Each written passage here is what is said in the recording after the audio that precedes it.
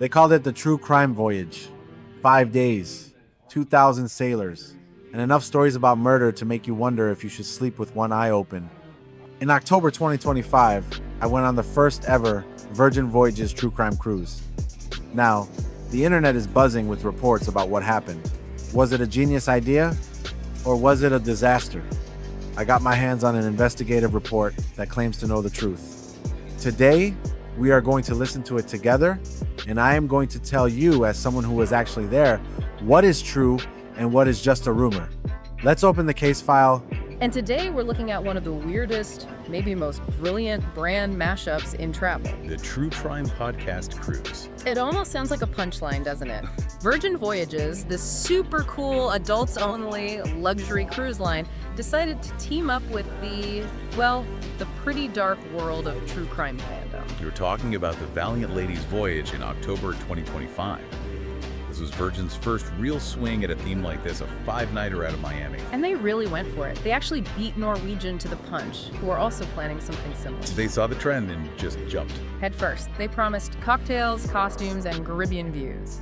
Sounds like a punchline. It kind of does, doesn't it? I have to admit, when I first booked this, I thought it was going to be a gimmick. But here is the reality. The mashup actually works, but it is jarring. You are drinking high-end champagne 1 minute, and the next, you are talking about forensics. It is not your typical vacation vibe. If you cannot handle that emotional whiplash, you might want to stick to a regular sailing. This wasn't a whiner thing.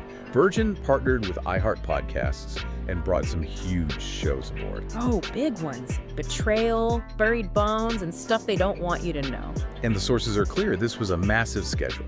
It was dense with content. Right. It was all about access. You had live tapings, workshops on how to start your own crime podcast, which is interesting. A little meta, yeah. A little.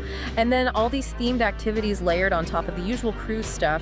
Haunted grog walks, creepy trivia, skull painting. A spellbinding PJ party.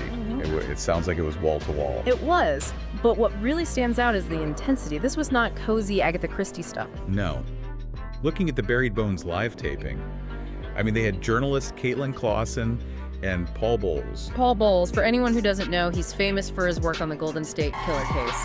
This is heavy hitter talent. And they didn't pull any punches with the subject matter? Not at all. They did their live episode on the Black Dahlia case, Elizabeth Short, 1947. The sources mentioned there was a very serious listener discretion warning beforehand. Because they were getting into really graphic details. Crime scene details, offender behavior, the works. So just picture this. You're on a luxury cruise, maybe you got a cocktail in hand, and you're settling in for an hour and a half of the gruesome details of a 1947 murder. Fact check, true. This is important. If you thought this was going to be a fun Clue board game night, you would be wrong. Now, not being a huge true crime person, I honestly had no idea who any of these podcasters were. But let me tell you, the fandom showed up. You had guests everywhere rocking their true crime merch. And Paul Holes, he is the real deal. The sessions were heavy. I saw people walking out looking genuinely rattled. It wasn't entertainment in the Disney sense. It was a deep dive into human darkness. And doing that while floating in the middle of the Caribbean, it felt surreal. It's a heck of a juxtaposition, and that integration was everywhere. The $35 sip and paint event sounds like it was maybe the most intense of all. This is one with the open bar. Open bar, yeah. You're painting skulls, drinking, but the podcasters were there, mingling, and this is the key part. So we're victims and family members from season 3 of Betrayal. Wow. Just walking around, talking to guests. Okay, so that level of intimacy, that direct access for a true crime fan, that's everything. That is an experience you literally cannot get anywhere else. It's the ultimate fan service. But passengers were saying they felt like they were constantly having to pick and choose. Creating a kind of vacation FOMO. Exactly. And the time commitment was, frankly, brutal for a holiday. That Buried Bones recording was 90 minutes long. An hour and a half. Plus a 30-minute meet and greet right after. And we have a source who said that sitting still for that long on a cruise ship to listen to something so heavy. Vacation FOMO. That is the perfect way to describe it. The schedule was packed. You physically could not do everything. I missed a few events I really wanted to see because they overlapped with dinner or other shows. You have to go into this knowing you will miss out on something. You cannot do it all. The ones who weren't there for the theme. a huge point because this cruise was advertised really late. It was a regular sailing, and then it got switched only about, 9 or 10 months out? So a lot of people had already booked. A significant number, yes. They had no idea it was a true crime cruise or who these podcasters even were. So you've just paid for a premium adults-only getaway, and you step on board into what is essentially a floating true crime convention. With a very, as the sources put it, obsessive fandom. The whole culture of the ship must have shifted. Which really makes you question the strategy. Is it worth alienating your regular luxury cruisers for this super niche, intense theme? Especially when the schedule was so demanding, it probably made the trip less relaxing for everyone, fan or not. I don't think the true crime theme actually interfered with the regular guests. If you had no interest in it, you could just skip those events and enjoy your vacation all the same.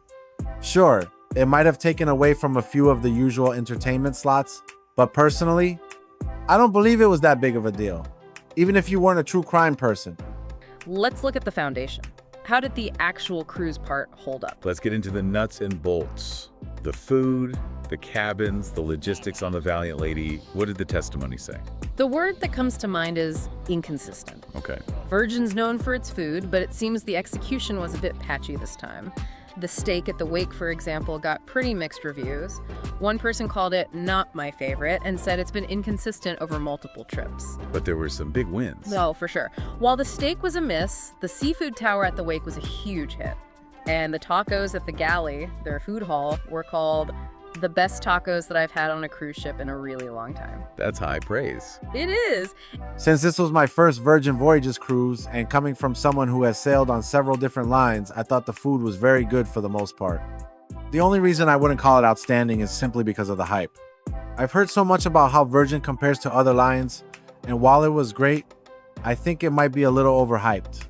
Even the steak at the wake was decent, but I have definitely had better. I am going to get into way more detail in a dedicated food review video, so make sure you are subscribed for that. We get to the friction points, and the drinks are a big one. I've heard they're strong. The sources say really, really strong, like pure liquor. And this actually became a problem.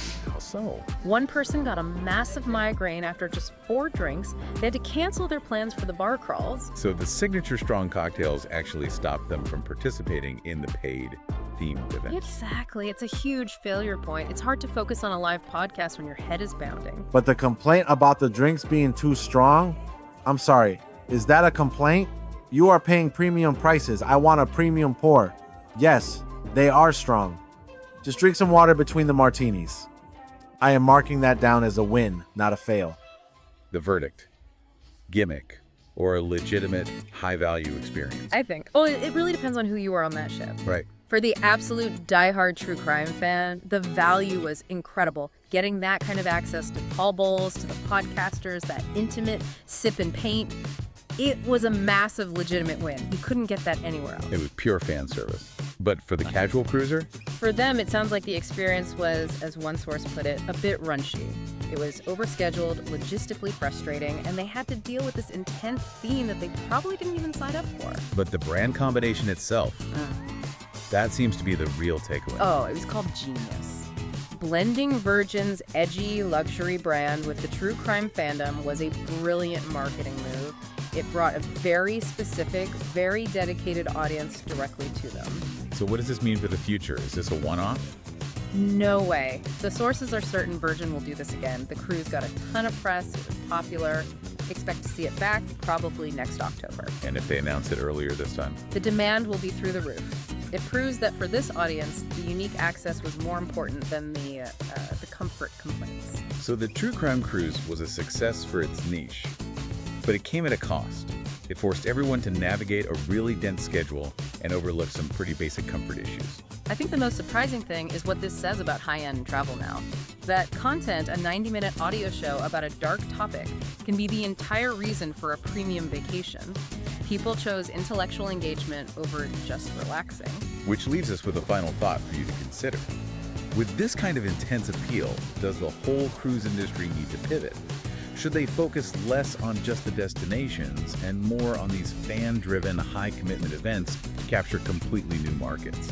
The Valiant Lady has definitely charted a new and much darker course for the future of theme cruising. Here is my final verdict. If you love true crime, this is a bucket list trip. The access to the hosts is incredible. But even if you are just a regular traveler, honestly, don't let the theme scare you off. Like I said earlier, the true crime events didn't interfere with the luxury experience at all. I'm glad I survived the true crime cruise. It was weird, wild, and memorable. Now, would I go out of my way to book it again? Probably not, just because I'm not a diehard fan. But I definitely wouldn't avoid it either. And hey, if this video made you want to try Virgin Voyages for yourself, whether for a theme cruise or just a regular sailing, I've dropped a direct booking link in the description below.